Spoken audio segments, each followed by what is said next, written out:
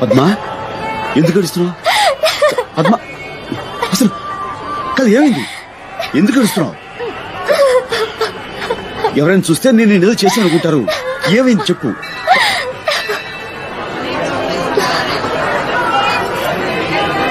వాసు తప్పిపోయింది ఇక్కడే. వాసు అంటే వాసుకి 2 ఏళ్ళ 5 ఏళ్ళ? 25 ఏళ్ళు. 25 ఏళ్ల బడుద్దాయి వెధవ. ఇదిగో వాసుని వెధవా గిదవా అని ఇంకొక మాట అన్నావంటే అన్ను.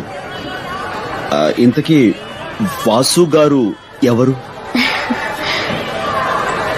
నేను వాసు కాబోయే భార్యాభర్తలం. భార్యాభర్తలం. ఓహో, నీ స్టోరీ ఏదో చాలా ఇంట్రెస్టింగ్ గా ఉంది. లెంగ్త్ ఎక్కువ పర్వాలేదు, కొంచెం డీటెయిల్డ్ గా చెప్తావా?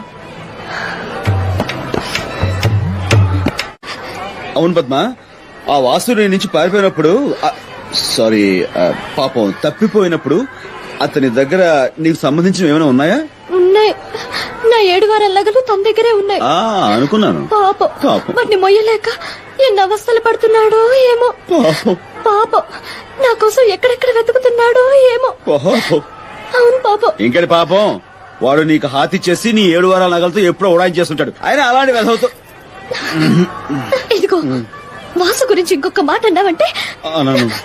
వాసు నిప్పు తెలుసా? తెలియదు. నన్ను ఒక్కసారైనా తాకరు కూడా తాకలేదు. తాకడు పెట్టుకోవడానికి 7 వారాల నగలుండగా నిన్ను తాకాల్సిన అవసరం ఏంటి చెప్పు.